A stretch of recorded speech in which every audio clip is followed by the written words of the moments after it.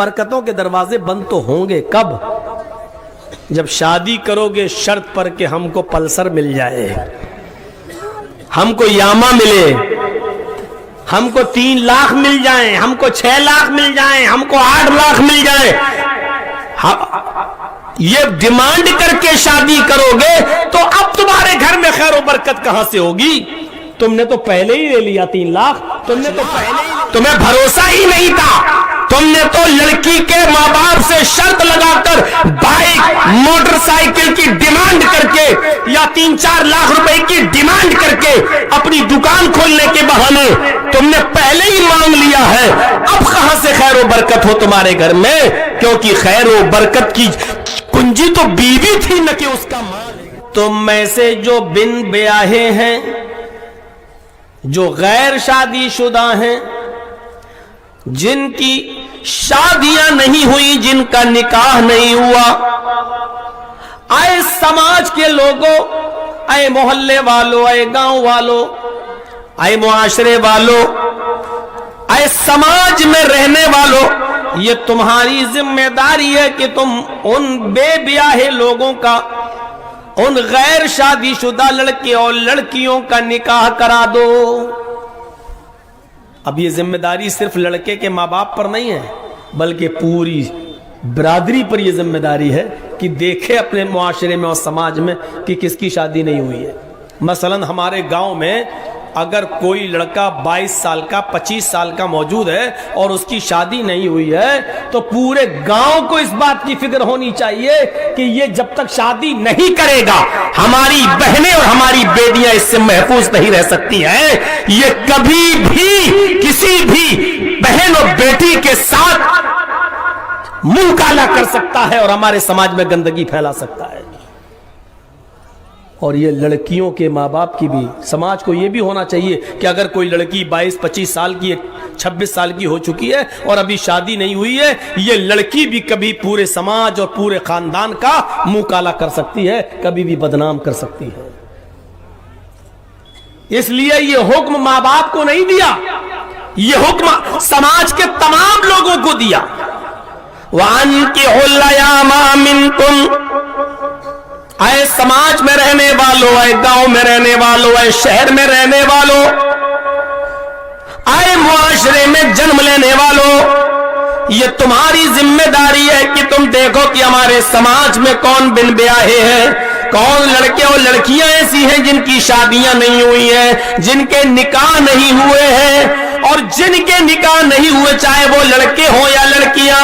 وَأَنكِحُوا الْأَيَامَ مِنكُمْ، تم میں سے جو غیر شادی شدہ ہیں، اے سماجیوں، اے معاشرے میں رہنے والوں، تمہاری ذمہ داری ہے کہ تم ان غیر شادی شدہ لوگوں کا نکاح کرا دو، کیونکہ یہ کھلے ہوئے سانڑ ہیں، کبھی بھی حملہ کر سکتے ہیں۔ آپ ہنس رہے ہیں، یہ قرآن کی آیت کا مذاق مت اڑائیے۔ اللہ نے ایسے ہی نہیں کہا کہ ان کی شادی کرا دو، اللہ کو معلوم ہے کہ غیر شادی شدہ لوگ کتنے بڑے فتنہ پھیلا سکتے ہیں۔ ابھی آ رہا ہوں، اب آپ کہو مولانا صاحب غیر شادی شدہ تو چھوڑو، یہاں تو شادی شدہ لوگ بھی اپنی بیویوں کو چھوڑ کے دوسری جگہ منہ مارے پھر رہے ہیں۔ ایسا ہے، ہم اس کا انکار نہیں کر رہے ہیں، آؤں گا بھی اس طرف بھی۔ سنبھل کر بیٹھیے گا، آج بہت سے لوگوں پر بجلی گرے گی، بہت سے لوگ اس حمام میں ننگے نظر آئیں گے۔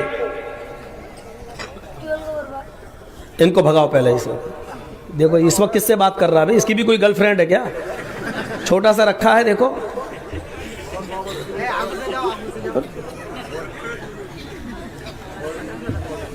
بتائیے رات کے 11:15 بجے کس سے بات کر رہا ہے چھوٹا سا لڑکا؟ وَأَنكِحُوا الْأَيَامَ مِنكُمْ، ابھی پہلی آیت ہے، آیت کا ایک ٹکڑا ہے، ابھی آگے آ رہا ہوں۔ جو بھی غیر شادی شدہ ہے چاہے لڑکا ہو یا لڑکی، ان کا نکاح کرا دو۔ اور آگے جو اللہ رب العالمین نے فرمایا وہ بھی سنیے، وَالصَّالِحِينَ مِنْ عِبَادِكُمْ وَإِمَائِكُمْ، اور ان لوگوں کی بھی شادی کرا دو جو تمہارے غلام ہیں یا تمہاری لونڈیاں ہیں جو نیک ہیں. اپنے نیک شریف غلاموں اور لونڈیوں کی بھی شادی کرا دو. عرب کے اندر اس زمانے میں لڑکے بھی خریدے جاتے تھے اور بیچے جاتے تھے, لڑکیاں بھی خریدی جاتی تھی اور بیچی جاتی تھیں. ہم نے کسی لڑکے کو خرید لیا تو وہ ہمارا غلام ہو گیا, کسی لڑکی کو خرید لیا تو وہ ہماری لونڈی ہو گئی. اس کو لونڈی باندی کہا جاتا تھا اور غلام لڑکے کو کہا جاتا تھا. تو اللہ نے فرمایا نفس تو ان کے ساتھ بھی ہے, خواہش تو ان کے ساتھ بھی ہے, جوان تو وہ بھی ہوتے ہیں لڑکے اور لڑکیاں, غلام اور لونڈیاں, تو ان کے ساتھ بھی نفس ہے. والصالحین من عبادکم, تمہارے جو شریف اور نیک غلام ہوں, تمہارا کام کرتے ہیں, تمہاری غلامی کرتے ہیں, تم نے ان کو خریدا ہے, لیکن بیچارے اپنے نفس کو لے کر کہاں جائیں؟ تم نے جس لڑکی کو خریدا ہے, لونڈی بنایا ہے, وہ بھی تو آخر نفس ہے, اس کے پاس بھی تو دل ہے, آخر وہ اپنے جذبات کو لے کر کہاں جائے؟ تو والصالحین من عبادکم و ایمائکم, جو شریف اور نیک تمہارے غلام اور لونڈیاں, تم ان کا بھی نکاح کرا دو. آگے اس بات کا جواب دیا. دیکھیے لونڈی اور غلام کے پاس کیا ہوگا؟ جس کو ہم نے خرید لیا اس بیچارے کے پاس کیا ہے؟ ہم نے کچھ دے دیا تو لے لیا, نہیں دیا تو وہ ہمارے ٹکڑوں پہ پل رہا ہے. اب پھر حکم دے رہا اللہ, غلاموں کا بھی اور لونڈیوں کا بھی نکاح کر دو. اور اس کے بعد کہا کہ اس لیے نہیں کرتے ہو نا کہ ابھی ہمارا لڑکا پیروں پہ کھڑا نہیں ہے, شادی کر لے گا تو کیا کھلائے گا؟ اپنے کھانے کو ہے نہیں, بیوی کو کیا کھلائے گا؟ بوجھ بن جائے گا سماج پر. تو اللہ نے کیا کہا, یہ ڈر تمہیں نہیں ہونا چاہیے. ہماری بیٹی بی ایڈ کر رہی ہے, نوکری لگ جائے گی تو اور اچھا رشتہ مل جائے گا. یہ اچھے رشتے کے ملنے کے چکر میں اپنی بیٹی کو 30 سال کا کر دیا. اللہ کہہ رہا ان یکونوا فقراء, اگر وہ فقیر ہے, تنگ دست ہے, غریب ہے, تو اس غریبی کی, اس فقیری کی چنتا تمہیں نہیں ہونی چاہیے. اس غریبی کی چنتا تمہیں نہیں ہونی چاہیے. تمہارا کام ہے صرف نکاح کرا دینا. اگر یہ غریب ہے, فقیر ہے, تنگ دست ہے, روزی روٹی کمانے میں ابھی سکشم نہیں ہے, تب بھی تم ان کا نکاح کرا دو. جب تم ان کا نکاح کرا دو گے, یغنیہم اللہ من فضلی, اللہ اپنے فضل سے ان کو غنی کر دے گا, اللہ اپنے فضل سے ان کو امیر کر دے گا, اللہ اپنے فضل سے ان کو نواز دے گا. اللہ اس جوڑے کو کبھی بھوکا نہیں مرنے دے گا. اس فقیری کی, اس تنگ دستی کی فکر تمہیں نہیں ہونی چاہیے.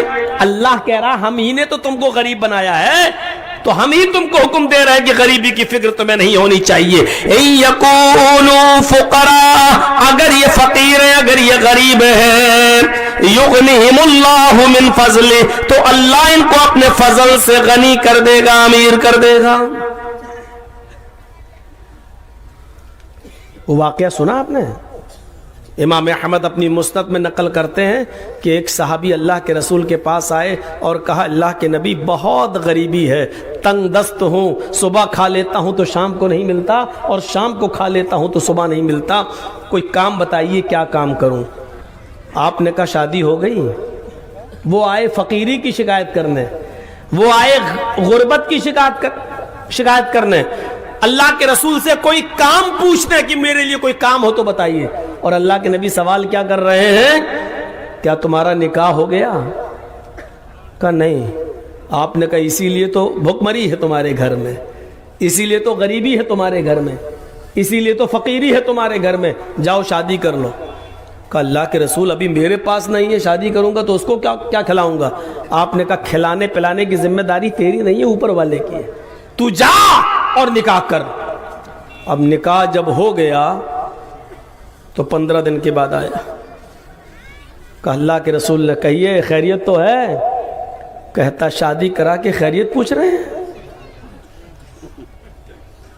کہ کیا ہوا؟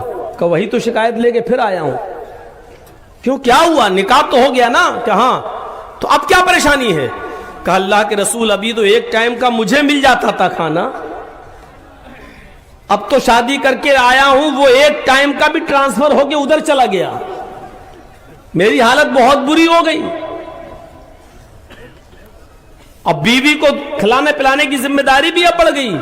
اپنا تھا نہیں, آپ نے نکاح کروا دیا. شادی کے بعد یہ ہوا کہ جو مجھے ملتا تھا وہ تو اس کو دینے لگا, پھر بھی تو اس کو کھلانا پلانا ہے, ایک ہی ٹائم کا تو مجھے نصیب ہوتا تھا. آپ نے کہا برکت نہیں ہوئی؟ کہتا ہاں. تو آپ نے کہا چکا لاؤ میرے پاس, کوئی کام بتاتا ہوں تمہیں. وہ پھر دوسرے دن آیا, کہا کچھ سوچا میرے لیے کام؟ کہا کہا کیا؟ کہا کہ تم ایک نکاح اور کر لو. اللہ کے رسول آپ میری کیا حالت بنوانا چاہتے ہیں؟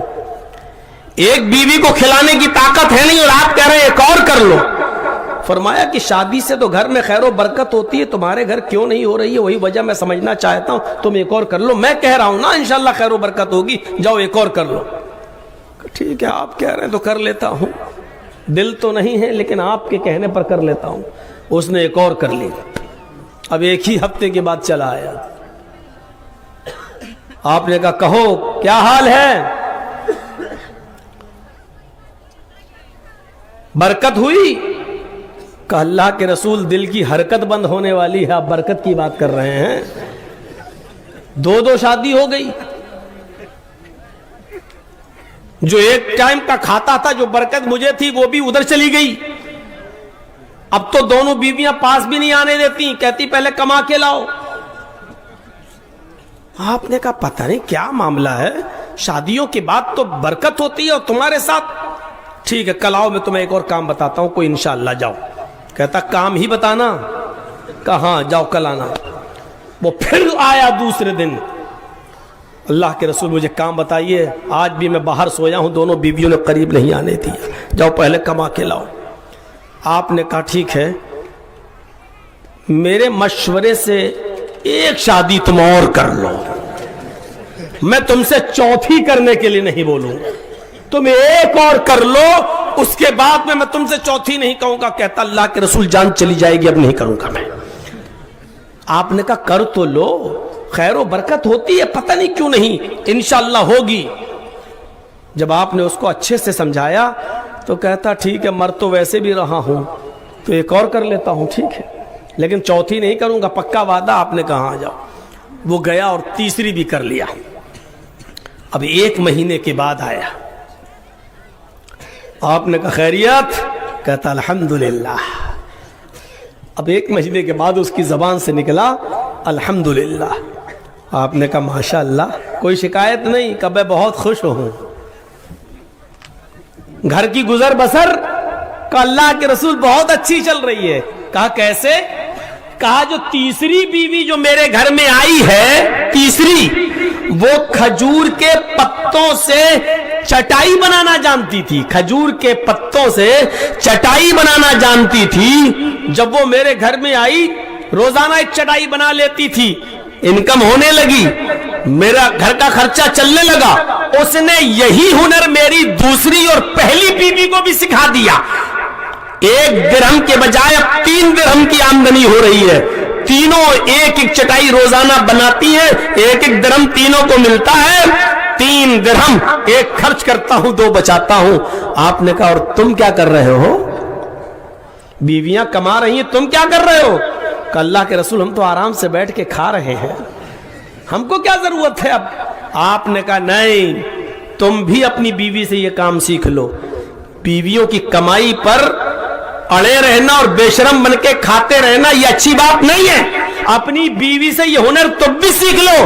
اگر کل کسی نہ کسی بیوی نے اگر طلاق لے لی یا چلی گئی, چھوڑ دیا, انتقال ہو گیا, تو کم سے کم تم یہ کام سیکھے رہو گے تو اپنا گزر بسر تو کر سکو گے, اپنا پیٹ تو بھر سکو گے, کسی کے سامنے ہاتھ تو نہیں پھیلاؤ گے.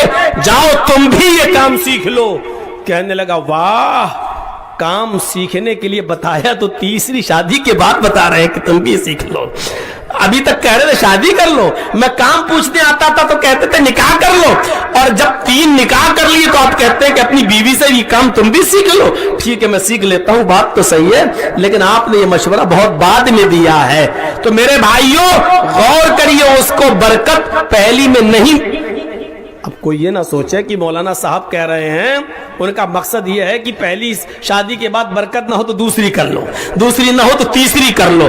देखिए वो नबी थे, वो रसूल थे, वो अल्लाह का नबी अपनी मर्जी से कुछ नहीं बोलता। कुरान कहता मा यंतिकु अनिल हवा इन हुवा इल्ला वह्युहा।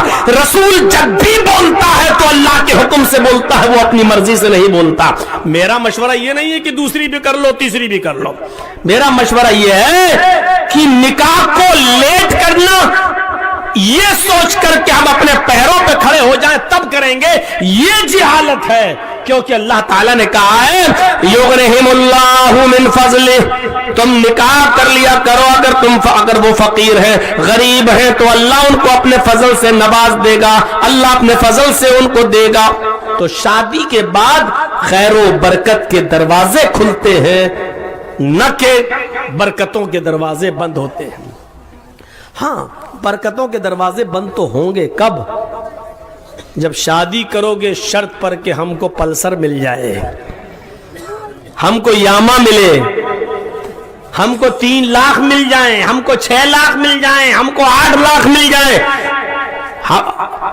ये डिमांड करके शादी करोगे तो अब तुम्हारे घर में खैर बरकत कहां से होगी? तुमने तो पहले ही ले लिया 3 लाख, तुमने तो पहले ही ले लिया 5 लाख, तुम्हें भरोसा ही नहीं था। तुमने तो लड़की के माँ बाप से शर्त लगाकर बाइक मोटरसाइकिल की डिमांड करके या 3-4 लाख रुपए की डिमांड करके अपनी दुकान खोलने के बहाने तुमने पहले ही मांग लिया है। अब कहां से खैर बरकत हो तुम्हारे घर में? क्योंकि खैर बरकत की कुंजी तो बीवी थी न कि उसका माल। वो लड़की थी जो तुम्हारे घर में बीवी बन के आ रही थी, वो चाबी थी खैर बरकत की। तुमने उस चाबी को ठुकरा कर खुद उसके बाप से डिमांड करके उसको गरीब और फकीर बनाकर तुम उसको अपने घर में लड़की को ले आए हो। तो अब खैर बरकत के दरवाजे कहां से खुलेंगे? जो आज रिश्ते परेशान हैं, शादियों के बाद जिनके घरों में कुछ नहीं है खाने पीने को, वो गौर करे कहीं उन्होंने अपनी शादियों में डिमांड तो नहीं की थी, कहीं मोटरसाइकिल तो नहीं मांगी थी, 3-4 लाख 6 लाख 10 लाख रुपए की डिमांड तो नहीं की थी। अगर डिमांड करके निकाह करके लाए हो तो फिर याद रखो तुम्हारे घर में खैर बरकत नहीं। अब तुम ये मत कहना मौलाना साहब हमने तो निकाह किया खैर बरकत नहीं हो रही है। पूरी बात बताना कि मौलाना साहब हमने 5 लाख रुपए भी लिए, पल्सर भी ली, यामा भी ली, तब शादी की, अब खैर बरकत नहीं हो रही हमारे घर। अब कहां से खैर बरकत होगी तेरे घर? उस चाबी को ही तूने ठुकरा दिया जो खैर बरकत की कुंजी थी, जो खैर बरकत की थी, तूने उसी को ठुकरा दिया। तो मेरे प्यारे साथियों गौर करो, कुरान की इस आयत के एक एक लफ्ज पर गौर करो। गोया कि मौजूदा दौर और मौजूदा हालात के तनाजुर में यह आयत नाजिल हो रही हो ऐसा लग रहा है। जो गैर शादीशुदाओं ऐ समाज के रहने वालों उनका निकाह करा दो, फितने और फसाद से तुम महफूज नहीं हो, इनके फितने से बचे रहना। अच्छा, हर गांव के रहना, यहां तुम बहुत से गांव, कई गांव के लोग आए होंगे, कोई इधर से कोई उधर से। हर गांव का आदमी अपने गांव के समाज पर नजर डाले, उसको मालूम होगा कि मेरे गांव में कौन कितने साल का है और अभी उसकी शादी नहीं हुई है। हमारी माँ बहनें आई होंगी दूसरे गांव से भी, उनको मालूम होगा कि किस किस की लड़कियां कितनी उम्र की हो चुकी और अभी शादियां नहीं हुई हैं। मेरे भाइयों, लड़के ही फितना नहीं है, लड़कियां भी फितना है जिनकी शादियां वक्त पर नहीं हो रही हैं, बल्कि लड़कों से ज्यादा लड़कियां फितना फैलाती हैं। अगर कोई लड़की ना भागना चाहे तो किसी लड़के की जुर्रत है जो किसी लड़की को लेकर गांव से भाग जाए। कोई लड़की अगर खुद गलत काम करने पर आमादा ना हो तो किसी लड़के की हिम्मत है कि उस लड़के के साथ कोई गलत काम कर ले, वो लड़का किसी लड़की के साथ गलत काम कर ले। इसीलिए कुरान करीम ने लड़का और लड़की के दरमियान होने वाली बुराई की शुरुआत लड़की से की है। अज़्ज़ानियतु वज़्ज़ानी فجلدوا كل واحدة منهما 100 جلدہ، زنا کرنے والی لڑکی اور زنا کرنے والا لڑکا، زانی اور بدچلن عورت اور زانی اور بدچلن لڑکا، پہلے لڑکی کا نام لیا پھر لڑکے کا، کیونکہ زنا کرنے میں اور برائی کے لیے قدم اٹھانے میں لڑکی کا جو رول ہوتا ہے وہ لڑکے کا نہیں۔ لڑکا صرف اتنا کہتا ہے یہاں آ جاؤ، اگر لڑکی نہ آنا چاہے تو لڑکا زبردستی کسی کے گھر میں گھس نہیں سکتا، لڑکی اگر کسی ہوٹل میں نہ جانا چاہے تو لڑکا زبردستی کسی لڑکی کو کسی ہوٹل میں لے کر نہیں جا سکتا۔ اس لیے اللہ کو معلوم تھا کہ زناکاری اور بدکاری اور برائی میں لڑکیوں کا رول لڑکوں سے زیادہ خطرناک ہوتا ہے اور لڑکی کی رضامندی پہلے ہوتی ہے، اس لیے فرمایا زانیت و زانی، زناکار لڑکی اور زناکار لڑکا، ان دونوں کو فجلدوا کل واحد منہما 100 جلدہ، ان دونوں میں سے ہر ایک کو 100 کوڑے لگاؤ۔ یہ غیر شادی شدہ لوگوں کے لیے ہے، شادی شدہ لوگوں کو کوڑے کہاں ہیں؟ ان کو تو پتھروں سے مار مار کے مار ڈالو، ختم کر دو، یہ شادی شدہ لوگوں کے لیے۔ آئیے قرآن کی اس آیت کو سمجھانے کے بعد اب ایک حدیث پڑھنے جا رہا ہوں، بخاری شریف کی روایت ہے، حدیث لمبی ہے اس لیے اس کے ترجمے پر اکتفا کرتا ہوں، سنیے گا۔ یہ حدیث آپ کو بہت سے مسئلے بتائے گی۔ حضرت عمر فاروق رضی اللہ تعالی عنہ کی بیٹی تھی، ان کا نام تھا حضرت حفصہ۔ حضرت عمر فاروق نے ان کا نکاح کیا تھا حضرت خنیس ابن حذافہ السہمی رضی اللہ تعالیٰ عنہ سے۔ میں نے اسپیڈ تھوڑی کم کر دی کیونکہ آپ کو سمجھا سکوں یہ بات، غور سے سننا۔ حضرت عمر فاروق کی بیٹی، نام حفصہ، نکاح کس کے ساتھ ہوا؟ حفصہ کا خنیس ابن حذافہ السہمی سے۔ رہ رہی تھیں، خوش تھیں، ان کے ساتھ رہ رہی تھیں۔ اسلام کی پہلی جنگ جو ہوئی جس کو جنگ بدر کہا جاتا ہے، بہت سے صحابہ اس جنگ میں شریک ہوئے تو عمر فاروق کے داماد بھی اس جنگ میں شریک ہوئے۔ نام یاد رکھیے گا، خنیس ابن حذافہ السہمی، خنیس یاد رکھیے گا، خنیس، حضرت خنیس بھی اس جنگ میں شریک ہوئے۔ جنگ بدر میں 14 صحابہ شہید ہوئے اور 70 کافر مارے گئے، لیکن بہت سے صحابہ زخمی ہو گئے تھے جنگ بدر میں لڑتے لڑتے۔ ان زخمی صحابیوں میں حضرت خنیس بھی تھے جو بری طریقے سے زخمی ہو گئے تھے۔ ان کو لایا گیا، علاج چلا۔ جنگ بدر میں نبی اکرم کو شاندار کامیابی ملی، جنگ بدر تو ختم ہو گئی، لیکن حضرت خنیس رضی اللہ تعالیٰ عنہ کچھ دنوں تک ان کا علاج چلتا رہا، زخموں پر مرہم لگایا جاتا رہا، پٹی باندھی جاتی رہی، لیکن وہ زخموں کی تاب نہ لا سکے، اور ایک دن آتا ہے کہ حضرت خنیس رضی اللہ تعالیٰ عنہ کا انتقال ہو جاتا ہے۔ حضرت عمر فاروق کے داماد انتقال کر گئے، حضرت خنیس کا انتقال ہو گیا، حضرت حفصہ بیوہ ہو گئی۔ اس وقت تک کوئی بچہ نہیں تھا۔ جو چیز بتانا چاہتا ہوں وہ سنیے، جس وقت خنیس کا انتقال ہوا اس وقت حفصہ کی عمر تھی 21 سال۔ کتنی تھی؟ 21 ایئرز، 21 سال۔ 21 سال کی عمر میں بیوہ ہو گئی۔ حضرت حفصہ اپنے گھر میں ہے، عدت پوری ہوئی۔ حضرت عمر فاروق رضی اللہ تعالیٰ عنہ جو ان کے باپ تھے، ان کو فکر ہوئی کہ اپنی بیٹی کا دوسرا نکاح کر دیا جائے۔ ہمارے سماج میں کیا ہوتا ہے؟ اوفو دوسری شادی کیسے کریں گے, ہمارے تو بچے ہیں, اگر مان دوسری شادی کر لے گی تو لوگ کیا کہتے ہیں, دیکھو تو 4 بچوں کی اماں نے دوسری شادی کر لی. سماج اور سوسائٹی اس عورت کو اپنے گھر میں بند کر دیتی ہے, قید کر دیتی ہے. جس عورت کے پاس ابھی امنگیں ہیں, جذبات ہیں, جو پوری زندگی کسی شوہر کی تلاش میں ہے جو اس کا سہارا بن سکے, لیکن سماج کے تانے سننے کے لیے بیچاری تیار نہیں ہوتی ہے, اور پھر وہ دوسرا نکاح کی ہمت نہیں کرتی. میں آپ کو جو چیز بتانا چاہ رہا ہوں, میں نے کہا نا اس حدیث سے آپ کو بہت سے مسئلے معلوم ہوں گے, تو سنتے جائیے. اور جس کو اٹھ کے یہاں سے جانا ہو تو بیچ سے ابھی اٹھ کے چلا جائے, بعد میں اٹھنے نہیں دوں گا, چاہے پیشاب وہیں نکل جائے اس کا. جس کو جانا ہو ابھی یہاں سے اٹھ کے چلا جائے. ابھی بیچ میں اٹھتے ہیں تو تھوڑا ڈسٹرب ہوتا ہے. ہم تو کسی کو چائے نہیں بیچنے دیتے. کل ایک لڑکا چائے بیچ رہا تھا, اس کو روک دیا, بس سامنے سے اٹھ کے چائے بیچ رہا تھا. میرے بھائیوں غور سے سنیے, حضرت عمر فاروق کی بیٹی حفصہ کی عمر ہے 21 سال. عدت پوری ہوئی, عمر فاروق کو فکر ہوئی اپنی بیٹی کے نکاح کی کہ دوسری جگہ اپنی بیٹی کا نکاح کر دیا جائے. حضرت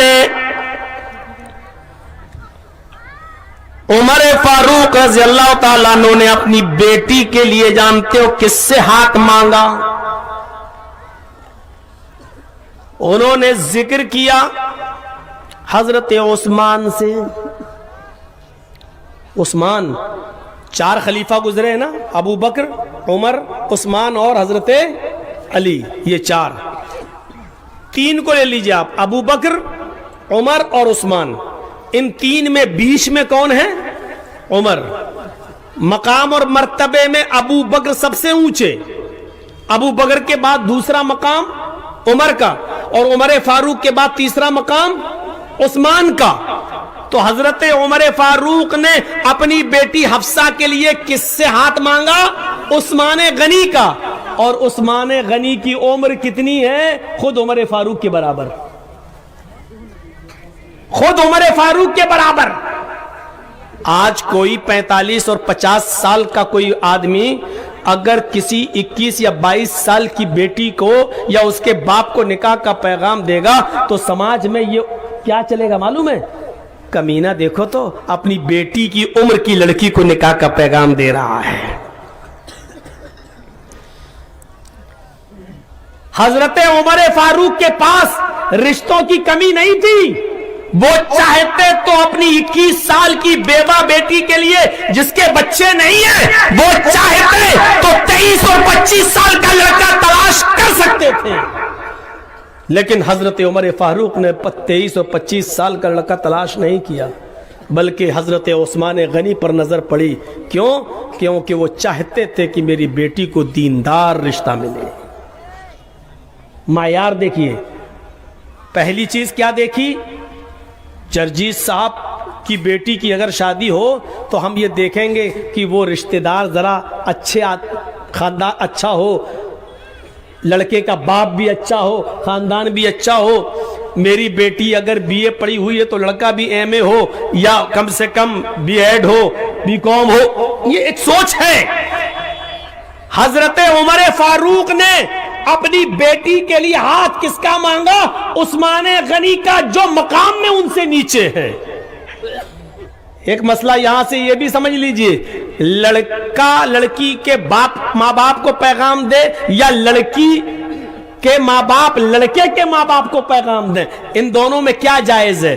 بھائی لڑکی ہے تو لڑکے والوں کو لڑکی کو پیغام دینا چاہیے یا لڑکی والا لڑکے کو پیغام دے؟ ان دونوں چیزوں میں بھی آئے. ایک مسئلہ سن لیجئے, یہاں حضرت عمر فاروق کے پاس بیٹی ہے اور بیٹی کے لیے ہاتھ مانگ رہے ہیں ڈائریکٹ عثمان غنی سے, اور کیا کہہ رہے ہیں عثمان؟ میں چاہتا ہوں کہ میری بیٹی کا نکاح آپ سے ہو جائے. پتہ یہ چلا کہ آپ کی نظر میں اگر آپ لڑکی کے ماں باپ ہیں تو آپ کی نظر میں اگر کوئی لڑکا نیک ہے اور دیندار ہے تو آپ بھی ڈائریکٹ لڑکے سے اپنی بیٹی کے لیے بات کر سکتے ہیں. مسئلہ دیکھ لیجئے. حضرت عمر نے اپنی بیٹی کے لیے ڈائریکٹ عثمان کے باپ سے نہیں، عثمان سے گزارش کی، اے عثمان میں چاہتا ہوں کہ میری بیٹی کا نکاح آپ سے کر دیا جائے، میری بیٹی بیوہ ہو گئی ہے، آپ کو تو معلوم ہے کہ جنگ بدر میں خنیس زخمی ہو گئے تھے اور اس زخموں کی تاپ نہ لا سکے اور میری بیٹی بیوہ ہو گئی، خنیس کا انتقال ہو گیا، وہ شہید ہو گئے۔ حضرت عثمان نے کہا مجھے کچھ وقت دیجئے سوچنے اور سمجھنے کا۔ کہا ٹھیک ہے۔ ایک ہفتے کے بعد 10 دن کے بعد پھر مسجد میں ملاقات ہوئی تو حضرت عمر نے پھر کہا عثمان 8-10 دن کا عرصہ گزر گیا ہے، کیا سوچا ہے؟ مجھے اپنی بیٹی کی شادی کچھ جلدی کرنا ہے۔ دیکھیے جلدی کرنا ہے، مجھے اپنی بیٹی کے لیے رشتہ جلدی ڈھونڈنا ہے، اس لیے مجھے اگر جلدی جواب دے دیں تو بہتر ہے۔ 8-10 دن ہو گئے۔ حضرت عثمان نے فرمایا کہ مشورہ نہیں ہو پا رہا ہے، اس لیے میری طرف سے نہ ہے، میں آپ کی بیٹی سے نکاح نہیں کر سکتا۔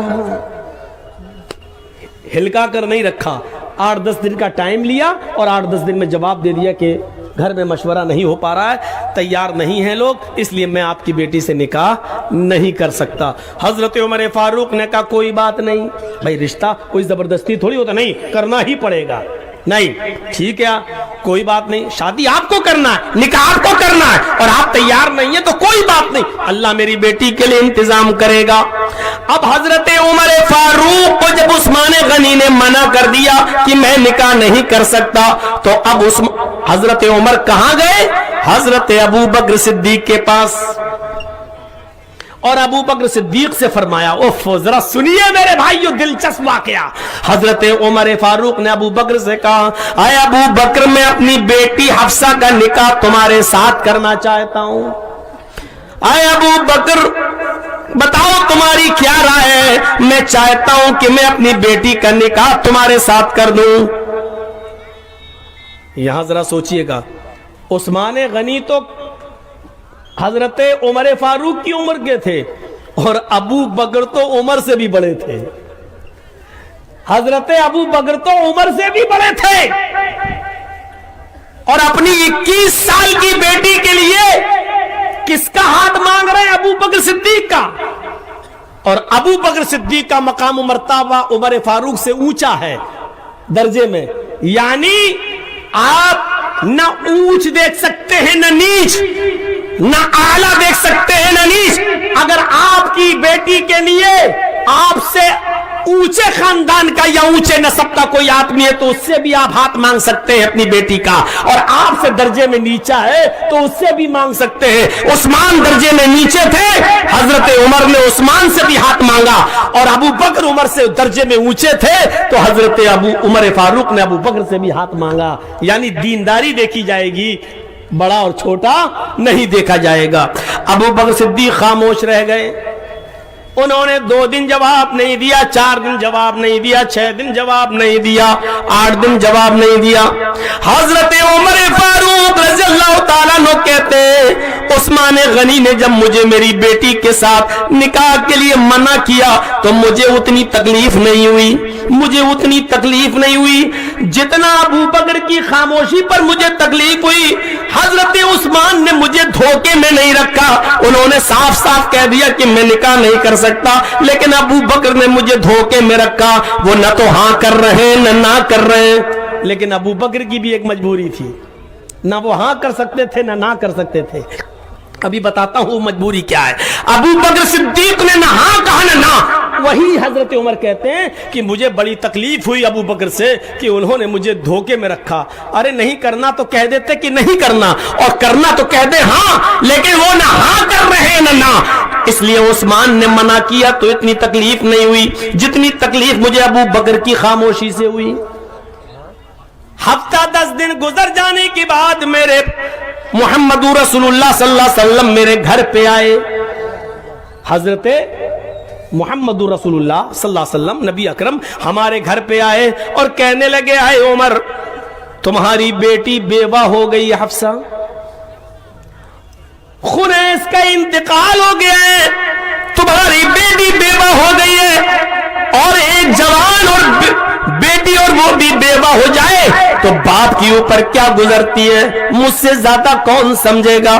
اس لیے میں چاہتا ہوں کہ میں تمہاری بیٹی حفصہ کو اپنی زوجیت میں لے لو، تمہاری بیٹی حفصہ سے میں نکاح کر لو، اگر تمہاری مرضی ہو تو حفصہ کا ہاتھ مجھے دے دو، یعنی میں تمہاری بیٹی سے نکاح کرنے کے لیے تیار ہوں۔ اب غور کیجئے، اللہ کے رسول کی عمر بھی تقریباً ابو بکر صدیق کی عمر کے برابر 2 سال کا فرق۔ میرے بھائیوں اب آپ غور کیجئے، اللہ کے رسول صلی اللہ علیہ وسلم، حضرت عمر فوراً تیار، ارے یہ تو عثمان سے بھی اچھا رشتہ مل گیا، یہ تو ابو بکر صدیق سے بھی اچھا رشتہ مل گیا، خود ہماری بیٹی سے نکاح کے لیے اللہ کے رسول راضی ہو گئے۔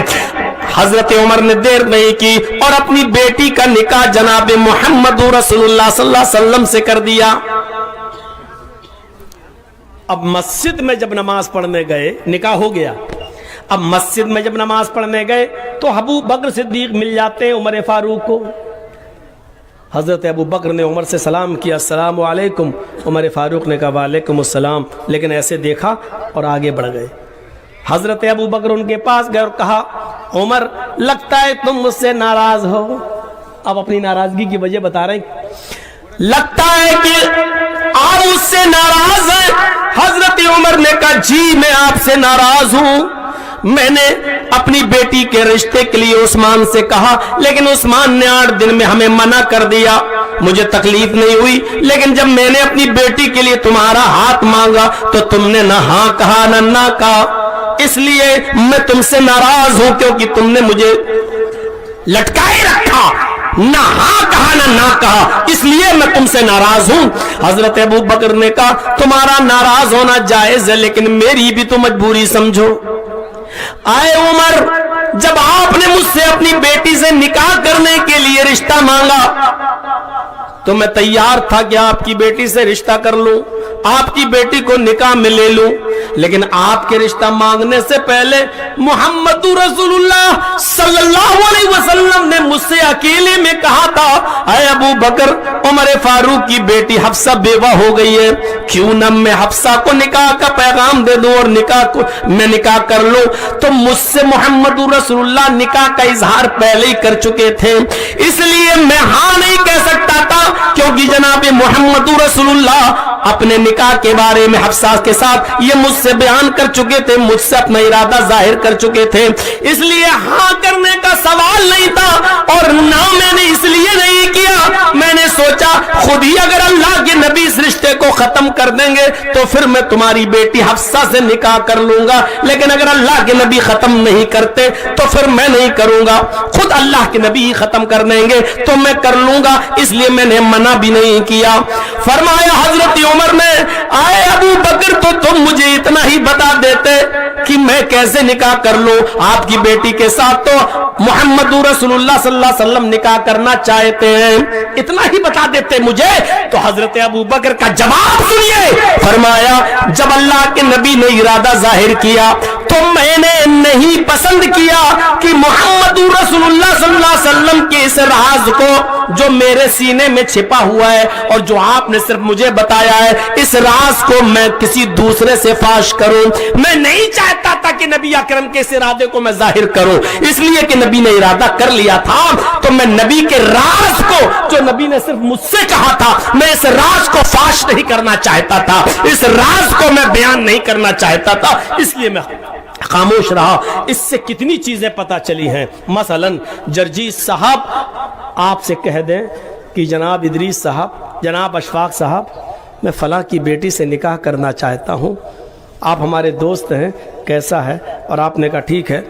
اب آپ کو معلوم ہے کہ جرجیت صاحب کسی سے رشتہ کرنا چاہتے ہیں تو اب آپ کی ذمہ داری ہے کہ اس راز کو راز رہنے دیں، چھپا کر رکھیں، نہ خود پیغام دیں، اور اگر کوئی یہ کہے کہ اشفاق صاحب فلاں کی بیٹی ہے آپ رشتہ کر لو، یا لڑکی کا باپ خود کہے کہ آپ رشتہ کر لیجئے اشفاق صاحب، تو اشفاق صاحب کو یہ نہیں کہنا ہے کہ جرجیز صاحب آپ کی بیٹی سے رشتہ کرنا چاہتے، یہ مجھے بتایا گیا ہے، انہوں نے خود بتایا، یہ راز رہنا چاہیے، راز کو فاش نہیں کرنا چاہیے۔ آج میرے بھائیوں ایک لڑکے کو معلوم ہے کہ فلاں لڑکے کا رشتہ فلاں جگہ لگ چکا ہے، لیکن اس کے باوجود زبردستی وہاں سے رشتہ ہٹانے کی کوشش کرتا ہے اور اپنا پیغام بھیجنے کی کوشش کرتا ہے، نہیں مانا گیا تو لڑکے کی ہزاروں برائیاں پیش کر کے کسی نہ کسی طرح رشتے کو ہٹوایا جاتا ہے اور راز کو فاش کیا جاتا ہے۔ اس حدیث سے بہت سی چیزیں معلوم ہوئی۔ پہلی چیز تو یہ معلوم ہوئی، نہ بڑا نہ چھوٹا، صرف دینداری کو معیار بنانا چاہیے۔ دینداری، اگر آپ سے مقام و مرتبے میں کوئی چھوٹا ہے لیکن دیندار ہے تو اپنی بیٹی کا رشتہ اس کے ساتھ کر دو۔ اگر مقام و مرتبے میں آپ سے کوئی سینئر ہے، آپ سے کوئی اونچا ہے، تو یہ مت دیکھو کہ وہ اونچا ہے، آپ کی بیٹی کے لیے دیندار ہے تو آپ اس سے ہاتھ مانگ سکتے ہو اور اس سے گزارش کر دیجئے۔ اور تیسری چیز یہ بھی پتہ چلتی ہے کہ عمر کا تانا نہیں دینا چاہیے۔ بہتر ہے کہ آپ کی بیٹی 18 سال کی ہے تو لڑکا 20 کا اور 21 کا ہو، یہ ٹھیک ہے، صحیح ہے، چلنا چاہیے، یہ کف دیکھنا چاہیے۔ لیکن اگر کوئی دیندار ہے اور دینداری معیار ہے تو یاد رکھیے، اگر کوئی 21 اور 23 اور 25 سال کا لڑکا شرابی، جواری، کبابی اور تمام برائیاں اس کے اندر موجود ہے، لیکن اگر کوئی بڑی عمر کا لڑکا مل رہا ہے لیکن وہ دیندار ہے اور آپ کی بیٹی کو خوش رکھ سکتا ہے تو یہاں پر پھر عمر کو معیار نہیں بنانا چاہیے۔